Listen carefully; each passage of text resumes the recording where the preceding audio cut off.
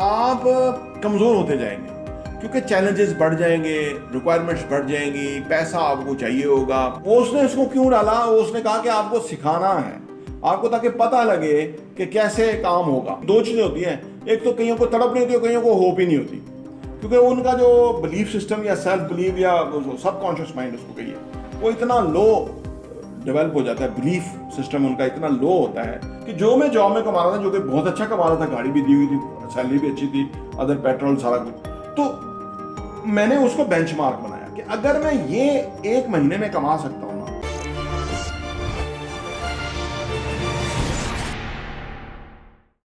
बिस्मिल्लाहिर्रहमानिर्रहीम, अस्सलाम वालेकुम रहमतुल्लाहि व बरकातहू। मेरा नाम अहमद अकील है, आप देख रहे हैं प्रॉपर्टी विजन टीवी। जॉब से बिजनेस में लोग आना चाहते हैं और ये बहुत, अगर आप उनके यहाँ डिस्कस करें तो ये तकरीबन 70-30, यानी 70% लोग जो हैं वो जॉब नहीं करना चाहते, वो बिजनेस में आना चाहते हैं। 30% जॉब करना चाहते हैं। लेकिन जो 70% में जब उनको रियल सेंस में बिजनेस में आना पड़े ना, तो वो उसमें कोई 5% है जो क्वालिफाई करते हैं या वो आ सकते हैं। ये भी बड़ा नंबर है, इससे भी कम। रीज़न क्या है? रीज़न लोग जान रहे होते हैं, लेकिन असल में हमारा ये मसला होता है कि इंसान ना आसानी को पसंद करता है और यही उसकी गलत चॉइस है। आसानी, बुनियादी तौर पे आज की आसानी कल की आपके लिए तकलीफ होगी, ठीक है ना? यही जॉब के अंदर है। जब आप ज्वाइन करते हैं तो आपको आसानी होती है, आप तो बादशाह हो गए, आपको तो तनख्वाह आएगी और आप तो चलते रहेंगे सिस्टम वगैरह। लेकिन जब ये आप इस तरह चलते रहेंगे तो फिर प्रॉब्लम क्या होगा? फिर ये होगा कि आप कमज़ोर होते जाएंगे क्योंकि चैलेंजेस बढ़ जाएंगे, रिक्वायरमेंट्स बढ़ जाएंगी, पैसा आपको चाहिए होगा, पैसा आप को मिलेगा नहीं, कम मिलेगा, ज़रूरियात बढ़ जाएंगी। उस वक्त आप कोई इनिशिएटिव लेने की पोजीशन में नहीं होंगे, कोई इनिशिएटिव आपको कर ही नहीं सकेंगे, क्योंकि ओवर द ईयर, क्योंकि आप एक आसानी तो नहीं कही, आसानी सेंस में कहिए कि आप समझते हैं कि वो आपके लिए जॉब बेहद इंपॉर्टेंट है। और कई लोग हैं जो जॉबलेस हैं, वो शुक्र नहीं अदा करते कि उनके पास जॉब नहीं है। आप वो कोई कारोबार कर सकते हैं, छोटा सा कारोबार शुरू कर सकते हैं, कहीं से भी वो शुरू कर सकते हैं, और उनके पास ये बहुत बड़ी आज़ादी है, ये बहुत बड़ी लग्जरी है उनके पास। आप सीधा घर से निकलिए, आपकी जो नियरेस्ट मार्केट है उस मार्केट में चले जाएं, वहाँ पे कोई कैश एंड कैरी है, उसके ऊपर आप पहले कहें जी मैं आपके यहाँ पे काम करना चाहता हूँ, तो वो आपको सेल्समैन के तौर पे रख सकते हैं। आपकी पोजीशन अच्छी हो, पर्सनैलिटी अच्छी हो, तो वो रख सकते हैं आपको। अब आपने वहाँ ये नहीं कि सिर्फ लोगों को हेल्प करनी है कि जी चाय इधर है, कि जी वो जो शैम्पू इधर है, साबुन इधर है, वो ये काम नहीं है आपका। आपका काम दरअसल ये है कि उस पूरे कैश एंड कैरी को चेक करना कि काम चलता कैसे है, माल आता कहाँ से है, मार्जिन किस तरह से है, खरीदार कैसे आता है, क्या रीज़न है तो वो चीज़ खरीदता है। अब काम तो आप वो कर रहे हैं बाजार, जो लोग आमतौर पे करके समझते हैं शायद यही उनका काम है, नहीं, लेकिन आप पूरे सिस्टम को वॉच कर रहे हैं, सिस्टम को देख रहे हैं। जब आप पूरे सिस्टम को देख रहे हैं ना, तो फिर आपका सिस्टम जो है, जब आपको सिस्टम समझ आ जाएगा तो फिर आप वो जो रिच डैड पुअर डैड के अंदर जो माइक का बाप, जो रिच डैड था, वो माइक का बाप था, और कियोसाकी का बाप जो है वो प्रोफेसर था। तो रॉबर्ट कियोसाकी और माइक ने के बाप ने उनको एक स्टोर पे ही डाला था कि भाई आपने ये जो रैक्स हैं इसके ऊपर जो लगी हुई है, प्रोडक्ट लगी है, उनके डस्ट साफ करनी है और जो कस्टमर आएगा उसकी हेल्प करनी है।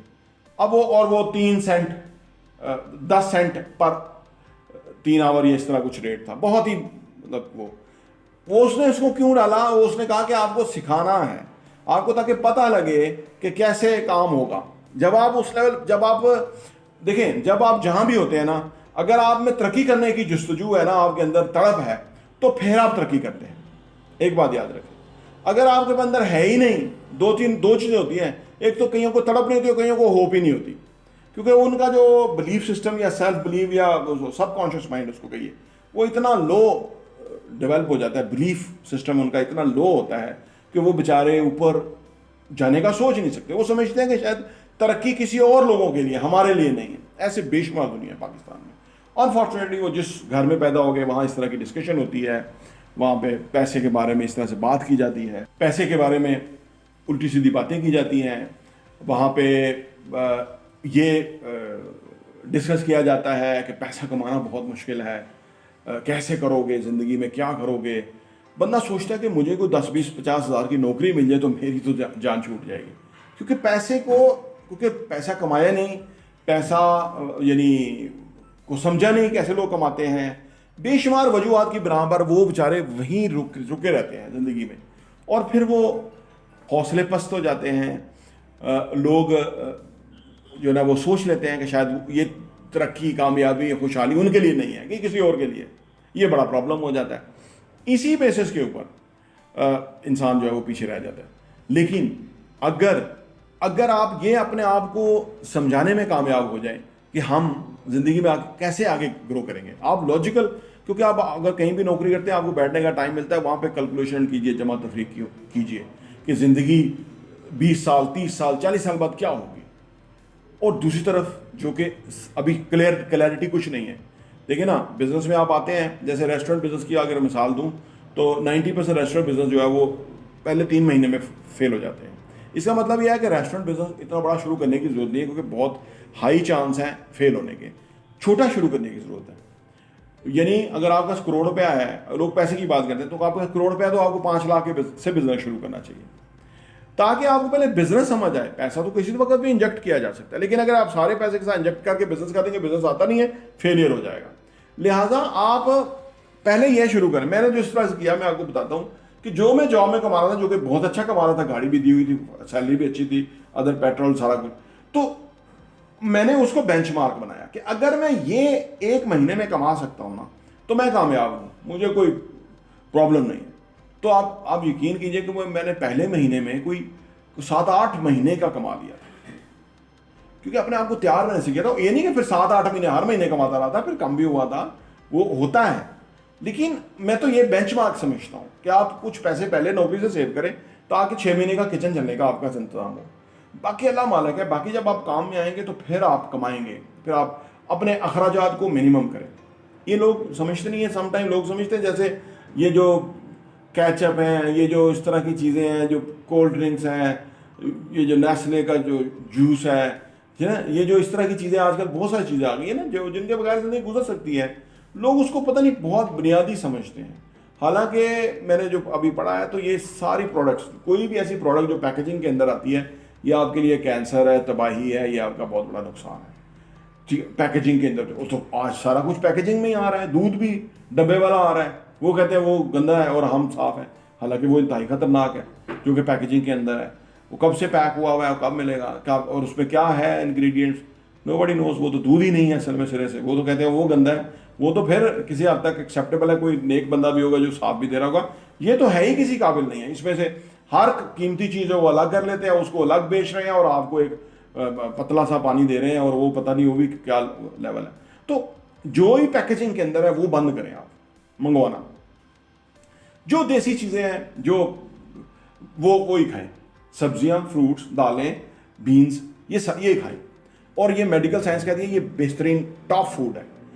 प्रॉब्लम ये है ना कि हम ये जो ऐड आते रहते हैं वो देख देख के तो हम समझते शायद ये हमारी बुनियादी ज़रूरत है। और अगर आप अपने जो एक्सपेंस हैं, अखराजात हैं, उसमें से अगर आप नोट डाउन करें तो आपका मेरा ख्याल है 30-40% खर्चा आजकल वो पैकेजिंग फूड का है, जिसके बगैर ज़िंदगी बेहतरीन गुजर सकती है। तो अपने अखराजात को कम करें सो दैट कि आपके ऊपर वज़न कम हो।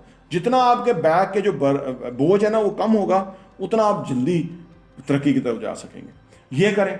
6 महीने के आप अखराजात आपके पास होने चाहिए, अखराजात को कम कर दें और फिर पूरी तवज्जो, कन्विक्शन, जिम्मेदारी, नीयत से काम करें, अच्छी नीयत से काम करें, आप कामयाब होंगे। आप फिर इसमें लगेंगे टाइम, कुछ साल लगेंगे, 5 ईयर्स, 10 ईयर्स, लेकिन हो सकता है 5-10 ईयर्स तक आपको ख्याल आता रहे कि शायद मैं गलत डायरेक्शन में चला गया, क्योंकि इतना आसान नहीं है। लेकिन 10 ईयर्स के बाद जब आपको रियलाइज होगा, आप कहेंगे मैं तो बहुत ज़बरदस्त फैसले में चला गया, क्योंकि आपकी नस्लें संवर जाएंगी, आपकी नस्लों के सोचने के अंदाज बदल जाएंगे। लेकिन दूसरी तरफ जॉब वाले जो है वो सारी अगली नस्ल भी वो इसी वरीस के अंदर मुब्तला होगी कि ये रोज़गार क्या होगा, रोज़गार कमाने का तरीका क्या होगा, कैसे कमाएंगे, जॉब्स ख़त्म होती जा रही हैं। तो इवेंचुअली आपको उस तरफ जाना चाहिए ताकि आप वो ज़िंदगी जिए जो आप जीना चाहते हैं। मैं कहता हूँ कि अमीर होना हर एक का हक है, ये बर्थ राइट है हर एक का। गरीब होना इबनारबिलिटी है। नौकरी पे रहना, डर डर के सहम सहम के ज़िंदगी गुजारना, ये इबनारबिलिटी है। अगर आप ये समझ जाएं तो आपके लिए बहुत फ़ायदा होगा। प्रॉपर्टी टीवी देखने का बहुत बहुत शुक्रिया।